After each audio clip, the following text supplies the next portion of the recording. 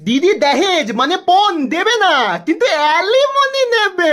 Pure ব্যবসা। দিদির চাই ভদ্র চরিত্রবান ভালো ছেলে, কিন্তু হোয়াটস অ্যাবাউট দিদির চরিত্র? ক নম্বর বয়ফ্রেন্ড চলছে না, 3-4। দিদির চাই বড় লোক স্বামী, কিন্তু দিদির বাবা তো ভিখারি। দিদির চাই হ্যান্ডসাম ছেলে, কিন্তু দিদিকে তো মেকআপ করেও বাঁদরির মতো লাগে।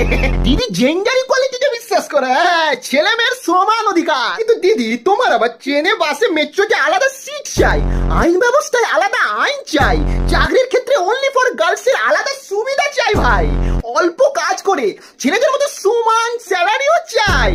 দিদি একটা ছেলেকে মারবে, কিন্তু ঘুরে ছেলেটা মারতে পারবে না এমন ব্যবস্থাও চাই। দিদি চাকরি করে, ইন্ডিপেন্ডেন্ট গার্ল বাবা, কিন্তু সংসারের সব রেসপন্সিবিলিটি সংসারের ছেলেদের। দিদি খুব ভালো মেয়ে। দিদির কি কি গুণ আছে? দেখতে সুন্দর, দেখতে সুন্দর আর দেখতে সুন্দর।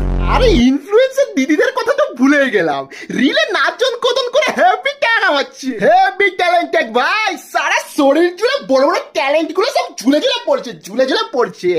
প্রাইভেট জবের কিছু কিছু দিদি তো আবার দেখি চাকরিতে ঢোকার কয়েক বছরের মধ্যেই হেভি প্রমোশন করছে, স্যালারি 2-3 গুণ হয়ে যাচ্ছে। আচ্ছা কিভাবে? আচ্ছা বস আর ম্যানেজারের সাথে না না না থাক থাক থাক, সব কিছু আর বলা যায়?